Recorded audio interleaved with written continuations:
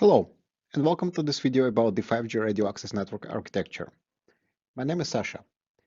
In the next 30 minutes or so, I will talk about the different RAN architectures defined in 3GPP, or the Alliance, and other SDOs. Some of these are being already used in 5G deployments, which are being rolled out as we speak, and some are still waiting for their turn. In addition to technical details about the architectures and related protocols, I will also try to provide an explanation about why certain options have been selected for standardization and why and how some technical decisions have been made. A few words about myself.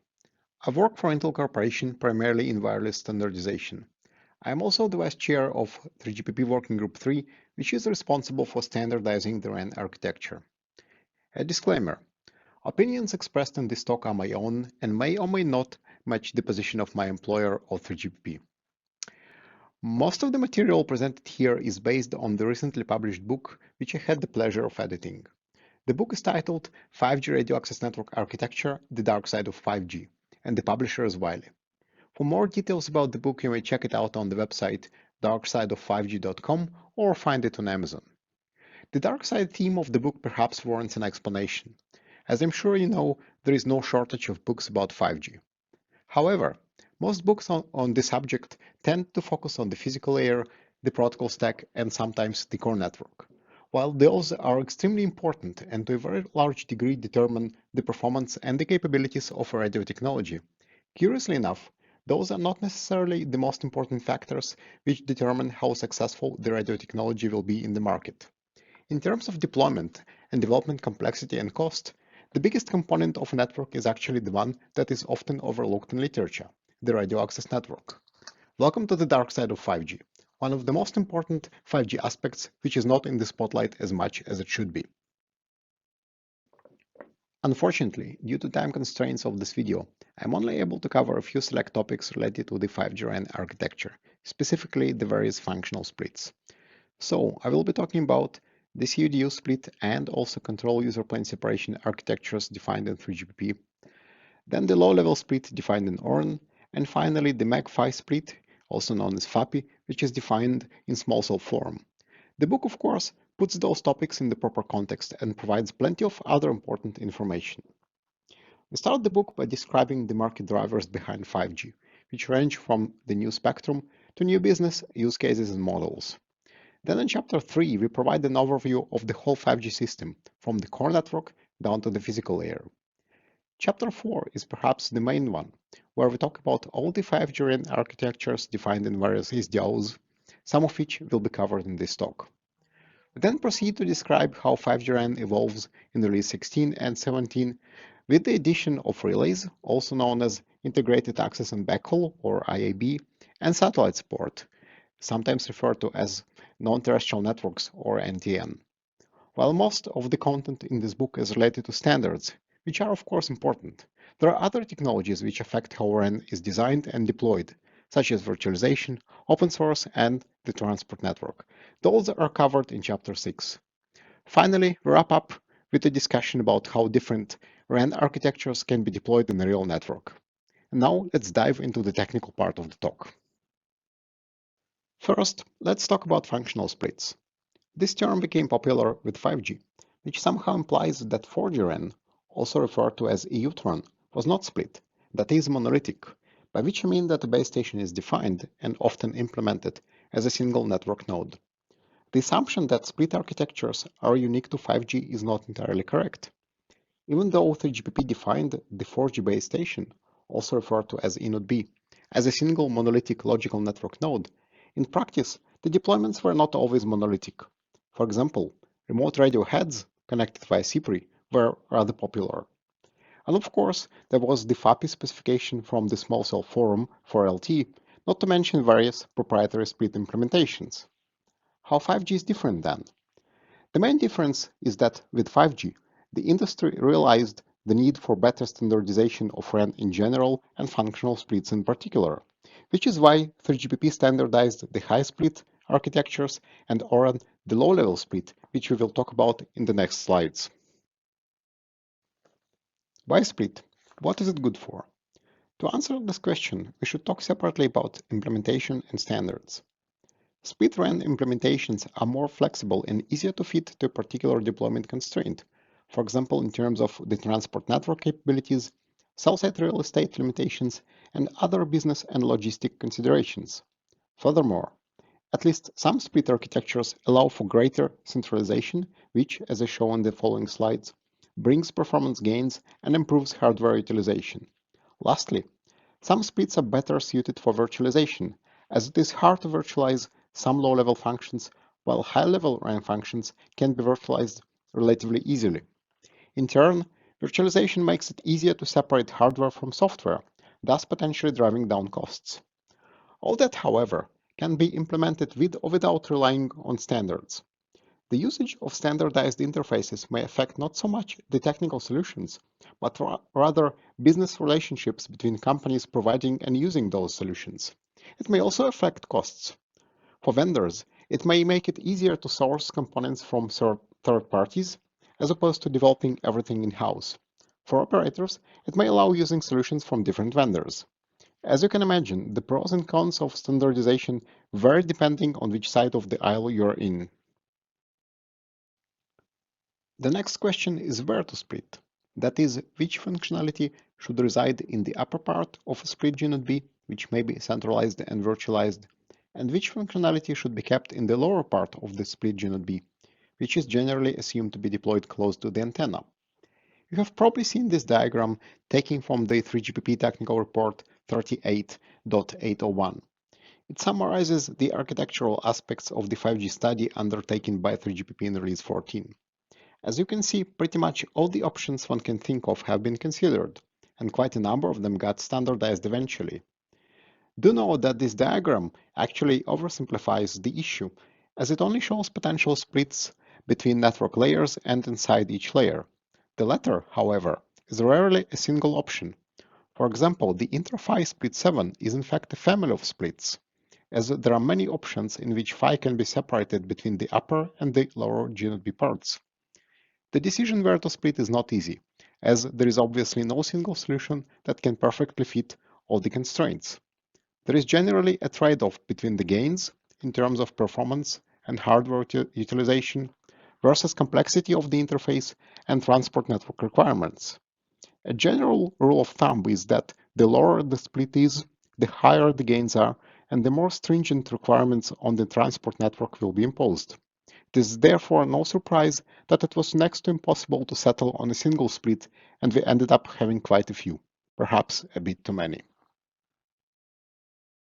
As I mentioned before, there are more than one standardized functional splits. On the one hand, this may be considered a benefit, as vendors and operators can choose the one which suits their business needs best. On the other hand, having so many standardized options is in a way a failure of the standardization process, as it forces vendors to make non-trivial choices of what to implement and may actually lead to market fragmentation, as opposed to reducing it, which is what standards are designed for, at least in theory. Anyway, it is what it is, and we now have the following splits. There is the PDCP-RLC split, also known as option 2, also sometimes referred to as CUDU split defined in 3GPP. In addition to that, 3GPP have also standardized what can be considered a flavor of option 1, better known under the name of control user plane separation. After very lengthy debates, 3GPP could not reach a consensus regarding the lower layer split, and that work was picked up by the ORN Alliance, which standardized the flavor of option 7, the intra-PHY split. Not surprisingly, Small Cell Forum extended their FAPI and FAPI specs, which essentially define option 6, and those now support 5G. And finally, there is the CPRI spec, which can be considered as option 8. CPRI also produced an updated version, referred to as eCPRI, which supports 5G and, in theory, can be used to implement splits other than 8. However, how to do that is omitted from the CPRI specifications. Let's now talk about the CUDU split, in which a GNet BCU hosting the PDCP layer is connected via the F1 interface to one or a number of GNet BDUs, which host all the remaining functionality. This is illustrated in the diagram you can see on the screen, taken from the 3GPP specs. What is peculiar about this diagram is that it shows both options, the monolithic GNB, and the split one. From the standardization perspective, that is redundant. All the network nodes defined in 3GPP are considered logical, meaning that in implementation, multiple logical nodes can be collapsed into a single physical node. The illustration of both options is a reflection of the long and uneasy process 3GPP went through to reach the consensus about this architecture. The primary advantage of the split option is simplicity. Separation of PDCP from the other layers isn't new, as it had been already supported in dual connectivity. Moreover, it does not impose very stringent requirements on the fronthaul network and can be deployed even if there is no fiber. It also allows for some level of centralization and resource pooling, but those advantages are not huge, as the bulk of the E-UTRAN functionality remains in the DU.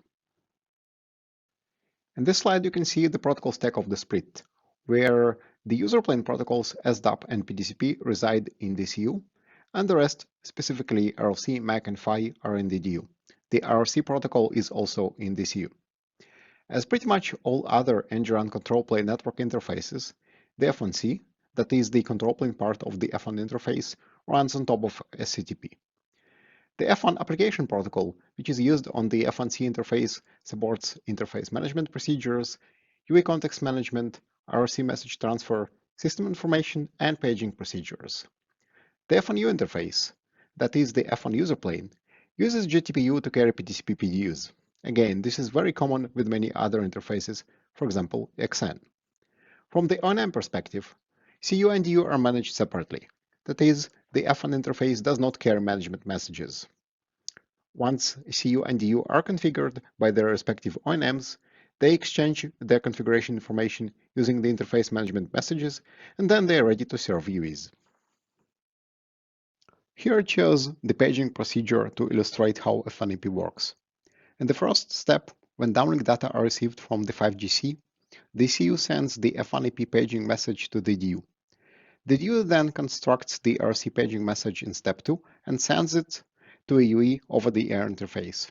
After receiving the RC resume request from the UE, the DU forwards the message received to the CU in a non-UE associated FNAP initial uplink RC message transfer procedure. If the CU admits the UE, it sends the UE context setup request message to the DU.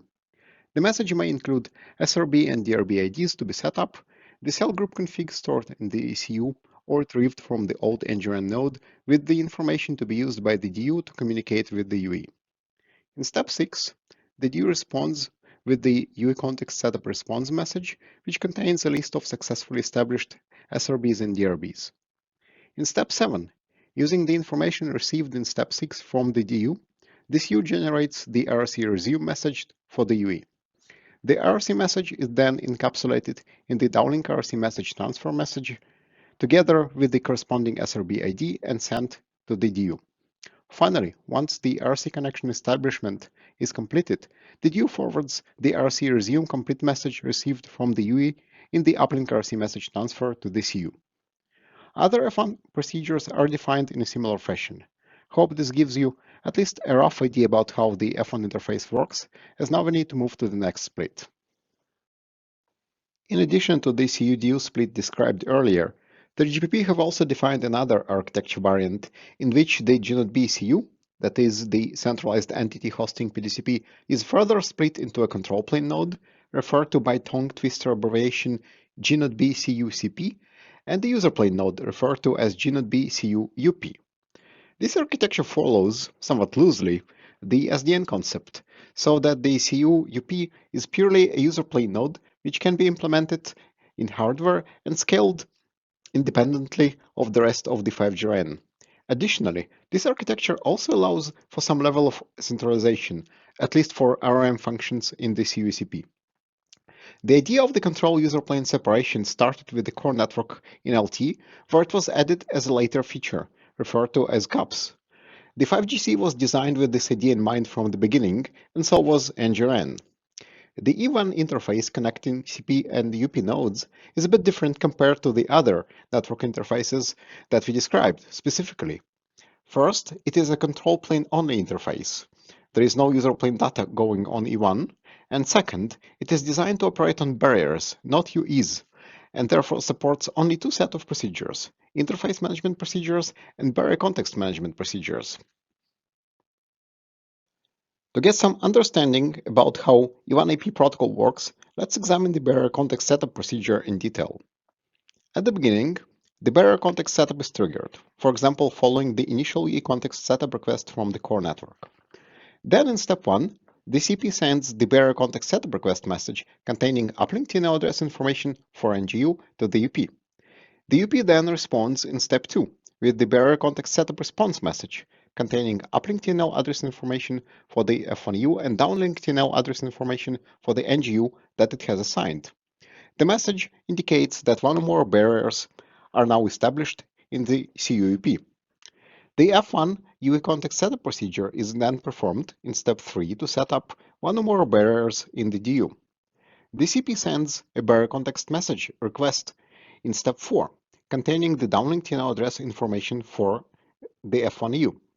The UP then responds with the barrier context modification response message, indicating that one or more barriers which are terminated in the DU are established in the UP. You may be wondering why steps 4 and 5 are needed, as they may appear redundant, and indeed, there is the so-called one-step version of this procedure without these steps. The longer two-step procedure, illustrated here, is needed for the case when the transport network address is allocated by the DU. There is much more to the EVAN interface, but that is as far as we can go in this talk, and now we move to the low-level split.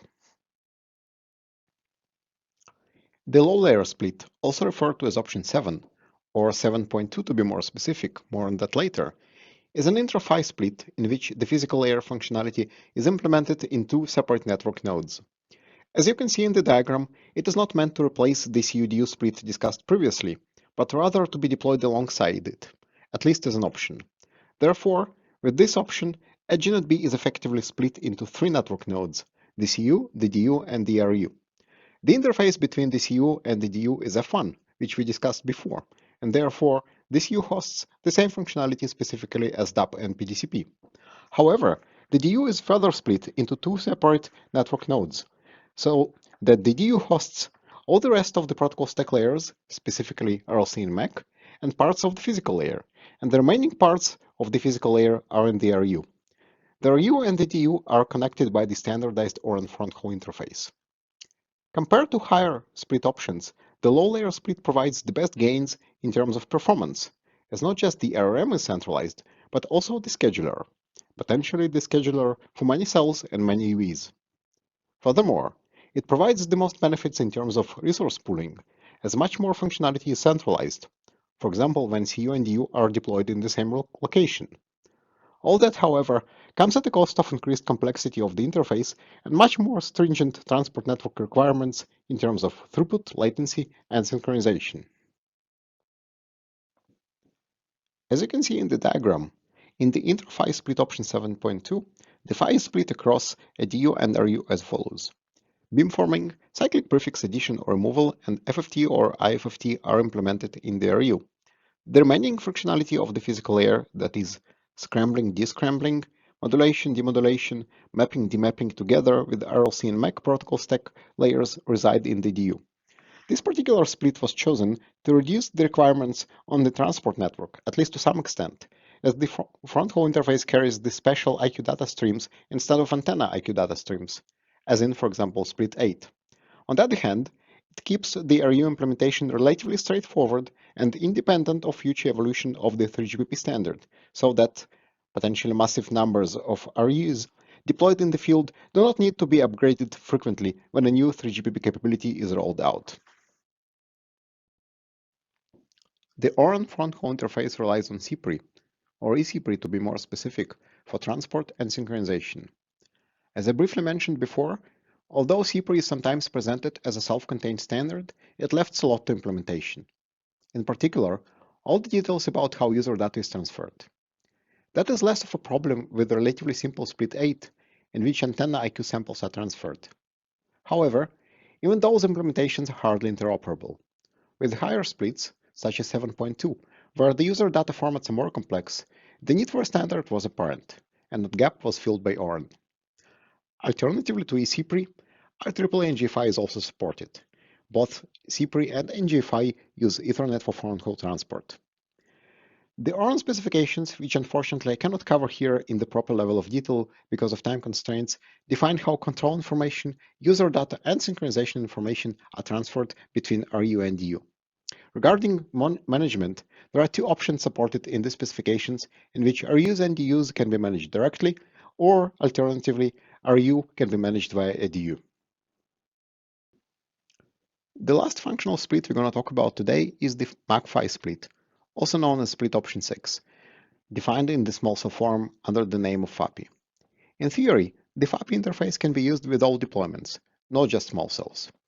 However, in practice, it is particularly well suited for the small cell hardware ecosystem. In this split, similarly to the other splits we just discussed, agent B is separated into two entities for MAC and PHY, connected via the FAPI API. This API is normally internal to a GNB device. In order to support distributed deployments connected via a network, a wrapper referred to as NFAPI was specified, which allows to use the API over, for example, Ethernet. FAPI was initially defined for 3G, then a version for LTE was developed, and eventually FAPI evolved to support 5G. FAPI supports two interfaces actually, P5 for configuration and P7 for PHY data plane messages. A typical P7 message is generated once per slot, and it consists of slot configuration messages, which include information required by the PHY to encode and decode data, downlink data messages to transfer MAC-PDUs to the PHY, uplink data messages to transfer MAC-PDUs, uplink control information, sounding reference signals, and RACH PDUs from the PHY. Let's take a look at the FAPI procedure to transmit data on the downlink SCH to illustrate how it works. The MAC sends a downlink TTI request message to the PHY with the PDSCH PDU for AUE. After that, the MAC sends a downlink data request message with MAC PDU, which defines codes using the configuration received in the previous step and sends to the UE. The UE will return ACK or NACK, indicating whether it correctly received the data. The MAC schedules the ACK-NACK reception by sending an uplink TTI request message to the PHY. The FAPI procedure to receive data on the downlink SCH is conceptually similar and is omitted here for brevity. So, I guess this pretty much concludes the talk. To recap, in this video we covered, rather briefly I'm afraid, some of the 5G RAN architectures defined in 3GPP, ORAN Alliance and Small Cell Forum. There is so much more to 5G RAN than that. There is, for example, the MRDC architecture we couldn't cover, and new functionality being introduced in release 16 and 17 to support relays, also referred to as Integrated Access Backhaul or IAB, and satellite, referred to as non-terrestrial networks or NTN for short. Furthermore, there are many other related technologies such as ETSI-MEC, open source, virtualization, transport network, and more, all of which are covered in detail in the book. If you are interested in this subject, you may consider buying the book 5G Radio Access Network Architecture, The Dark Side of 5G, which is available on Amazon or directly from Wiley. If you have a specific question about 5G RAN, don't hesitate to ask. You may do so here on YouTube or find me on LinkedIn. Cheers!